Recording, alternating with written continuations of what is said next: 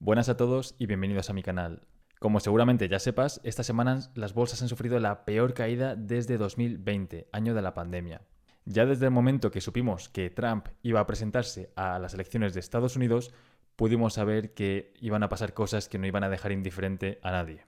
Y aunque muchos auguraban una subida exponencial de la bolsa en caso de que llegase a la presidencia, la realidad es que ha ocurrido justo lo contrario, al menos hasta ahora. Sé que son momentos difíciles, a nadie le agrada ver cómo su cartera baja, o sea, sé que es un auténtico dolor. Pero estoy convencido de que estamos viviendo un momento único. Tanto si ya estás invertido como si estás pensando en invertir, me parece un momento ideal para empezar a construir tu riqueza. Antes de empezar, quería recordarte que lo que vamos a ver en este vídeo no son recomendaciones ni de compra ni de venta. Simplemente te expongo mi punto de vista y te doy información para que tomes mejores decisiones. Este vídeo te va a dar ese contexto, te va a permitir ver la foto completa para poder tomar decisiones informadas con sentido. Y lo vamos a estructurar de la siguiente manera. Primero empezaremos viendo qué son los aranceles y para qué sirven. O sea, no sé cuántas veces habré escuchado la palabra arancel y tarifa durante los últimos meses. ¿Qué impacto pueden tener sobre los distintos activos que tengamos en nuestra cartera? Veremos qué puede suceder en el futuro. Nadie tiene una bola de cristal, pero podemos plantear distintos escenarios. Y por último, cómo protegernos ante esta situación llena de turbulencias. Empezamos viendo qué son los aranceles.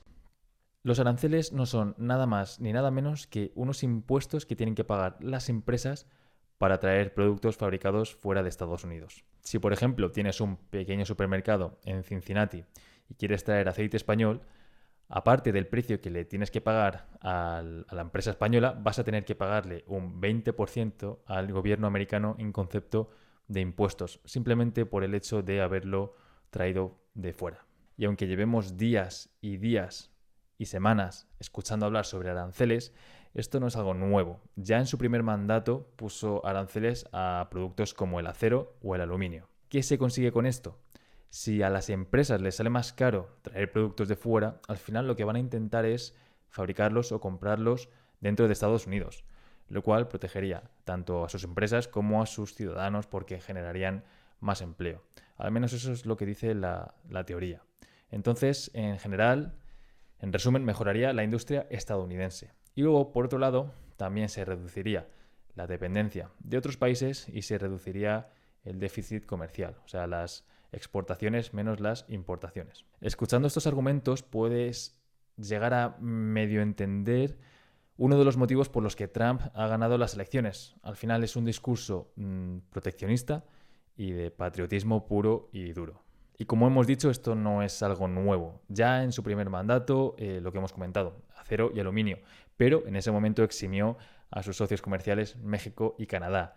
Ahora no ha dejado apoyo con cabeza. Y es que a lo tonto ya han pasado 7 años, pero en 2018 sucedió la famosa guerra comercial entre Estados Unidos y China. Lo que pasó fue que Trump impuso aranceles a algunos productos que venían de China, alegando competencia desleal y robo de propiedad intelectual. Muchos no os acordaréis, pero durante esos años hubo un montón de volatilidad en los mercados y todas las noticias estaban relacionadas con esta guerra comercial. Es que el ser humano olvida muy fácil, pero de verdad, hubo muchísima tensión durante ese periodo. Y dicho sea de paso, ni siquiera eso pudo evitar que la bolsa alcanzase máximo tras máximo, año tras año. Así que como podemos ver, el discurso de Trump se basa en proteger los intereses de Estados Unidos en detrimento de la globalización y el comercio internacional. Es básicamente, si te pongo dificultades para traer productos de fuera, de manera indirecta te voy a obligar a que construyas las fábricas aquí. Y así contratas a gente aquí y en general la riqueza se genera aquí, dentro del propio país. Puedes estar de acuerdo o no con esta política, pero tampoco se puede decir que se le haya ido la cabeza completamente a Trump. Otra cosa es que de verdad consiga al final beneficiar a Estados Unidos, pero sobre el papel puede llegar a tener algo de sentido.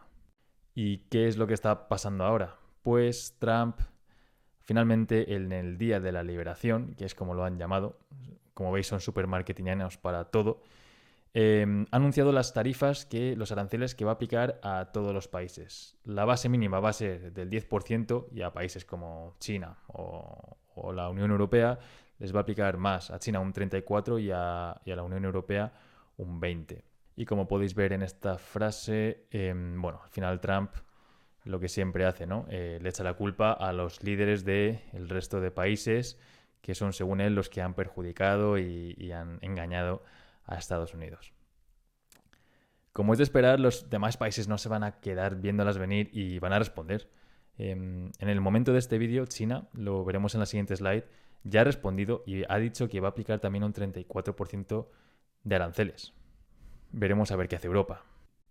Y por eso la cosa está tan tensa. Al final sí que es cierto que lo que pasó durante el primer mandato era una guerra comercial entre China y Estados Unidos. En este caso tiene pinta de que es una guerra entre Estados Unidos contra el resto del mundo. Aquí, podéis ver la respuesta de China y seguimos pendientes de lo que diga Europa. ¿Qué impacto puede tener esto sobre nuestras inversiones?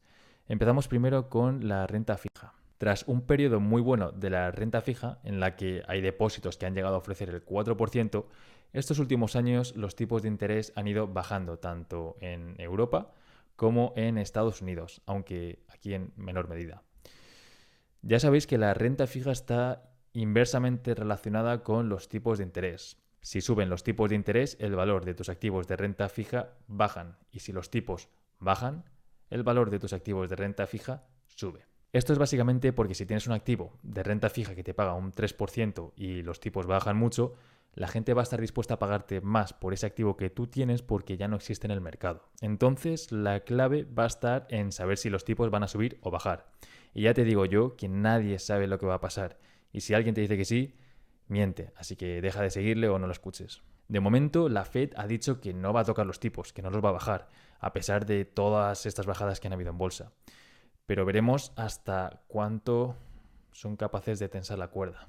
Por último, te recuerdo que si la economía va bien, se suben los tipos, mientras que si va mal, se bajan. Con todo este tema de los aranceles, se prevé que la economía vaya mal. Entonces, en teoría, lo que aprendes en la universidad es que los tipos los van a bajar para estimularla. No puedo explicar todo en este vídeo, pero si tienes más preguntas o quieres que hable de algo en concreto, déjamelo en comentarios.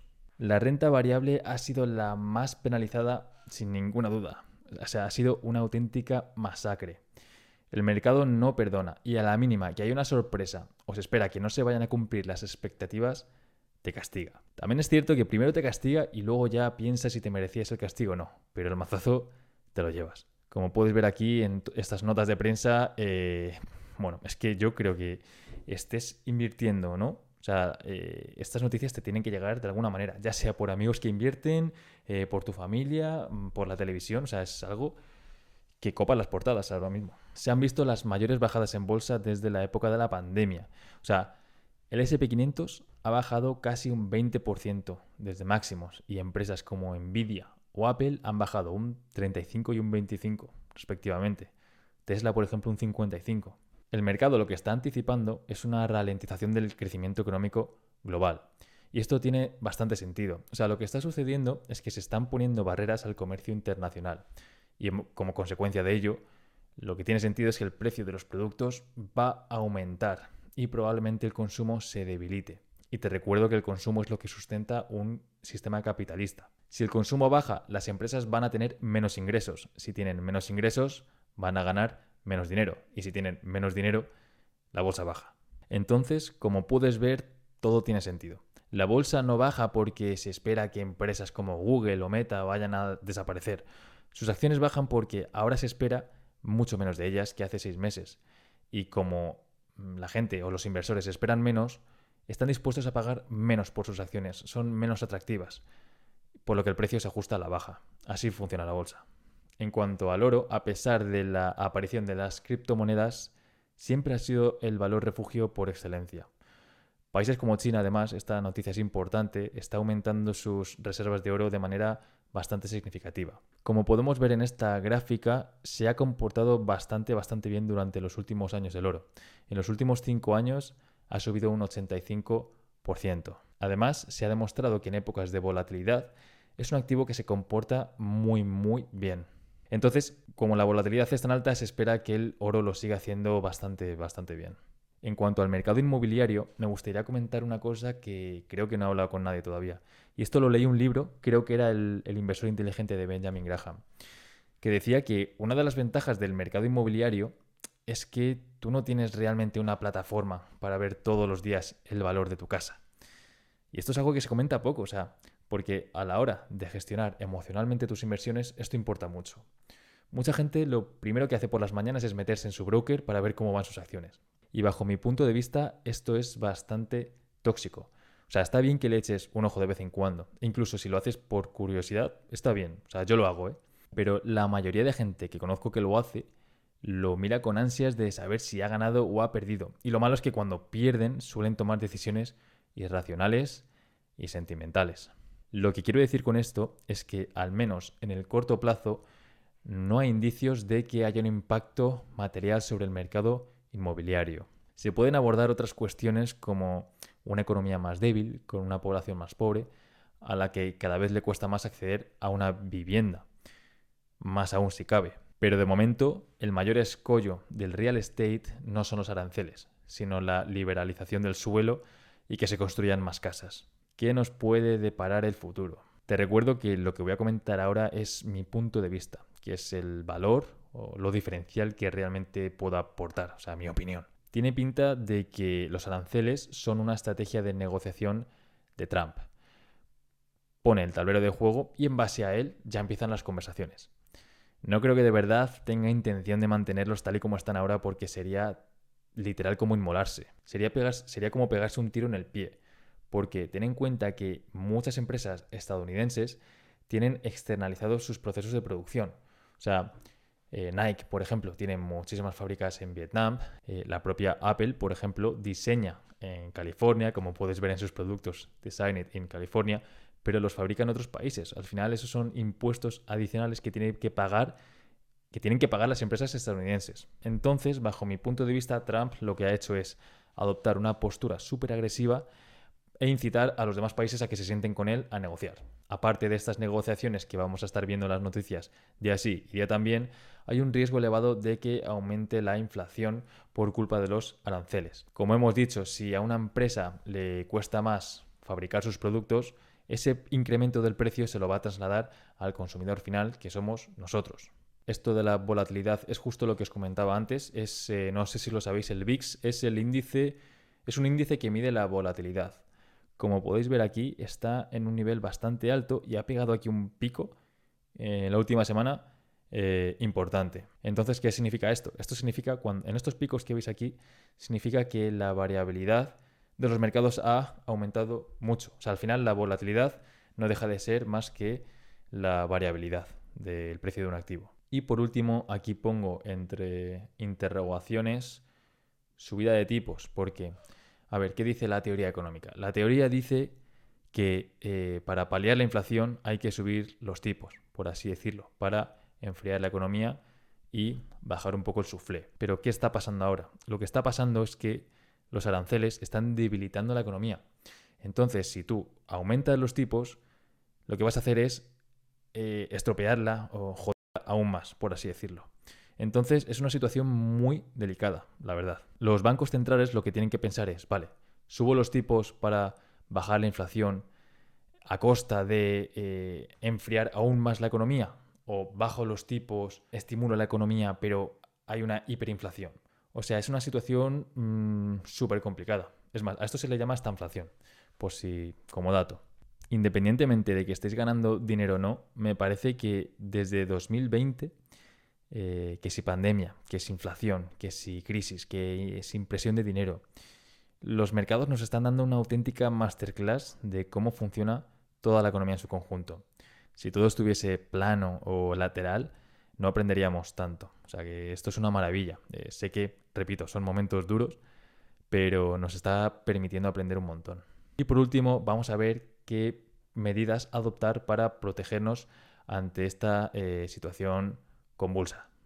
Para todos los que estáis invertidos en el SP500 porque habéis hecho caso a los gurús de las finanzas, os diría que destinéis una parte de ese dinero a otros activos como el oro, la renta fija o incluso las criptomonedas. No voy a dar porcentajes porque eso varía mucho en función de tu aversión al riesgo y tus objetivos. Pero quédate con que no puedes depender al 100% del SP500. O sea, diversifica. Y es que además, esto es un buen ejemplo para ilustrar una de las carencias del SP500. Sí, estás súper diversificado porque tienes 500 empresas en cartera, pero todas ellas son estadounidenses. O sea que la diversificación geográfica es cero. Y esto es un punto muy importante. Aparte, si estás pensando si invertir o esperar a ver qué hace el mercado, te afirmo categóricamente que tienes que invertir ya, no todo de golpe. Hazlo de manera gradual para, en caso de que baje, pues puedas seguir comprando y conseguir un precio medio mucho más bajo. A esto se le conoce como DCA, para que lo sepas. El problema de esperar es, punto número uno, que es imposible hacer market timing. Nadie tiene la famosa bola de cristal, nadie sabe lo que va a suceder en el futuro. Y punto número dos es que probablemente te pierdas el petardazo hacia arriba. Entonces el approach tiene que ser, analizas un fondo, una acción o lo que sea. ¿Tiene una valoración atractiva? Sí, compras. No, no compras. Así de fácil. Da igual la macroeconomía, da igual la tendencia de mercado, porque las tendencias pasan, pero si el activo o el negocio es de calidad, eso perdura, no sé si eternamente, pero me habéis entendido. También lo que siempre decimos, invierte solo dinero que no vayas a necesitar a 10 o 15 años para darle un tiempo suficiente para que se revalorice. Y sé disciplinado e invierte lo que puedas mes a mes con independencia de si sube o baja la bolsa. Es más, si baja, intenta hacer aportaciones más grandes si puedes. Si sube, pues un poco más pequeñas, pero si quieres automatizar todo e invertir la misma cantidad, es un método igualmente válido. Por último, yo sé que insisto muchísimo en casi todos mis vídeos con esto, pero es que ahora, en estos momentos tan delicados, más que nunca tenemos que ser muy exigentes con las empresas donde invertimos nuestro dinero. Elige empresas que tengan poca deuda o cero, que tengan ventajas competitivas, una directiva alineada, que trate bien al accionista y todas estas cualidades que siempre comentamos, pero de verdad, o sea, son fundamentales. Desde luego que la mejor forma de protegerse ante esta situación es, aunque parezca extraño y paradójico, invertir. Si te quedas parado esperando, lo más probable es que pierdas a que ganes. Y esto se ha demostrado estadísticamente. Si os soy sincero, se me ha olvidado poner aquí una gráfica en la que se mostraba qué le pasaba a tu cartera cuando te perdías subidas en bolsa. Días de subida, o sea, días en los que la bolsa subía mucho. La diferencia es bastante sustancial. Si me lo pedís por comentarios o me escribís por Instagram o lo que sea, os puedo compartir ese gráfico si queréis.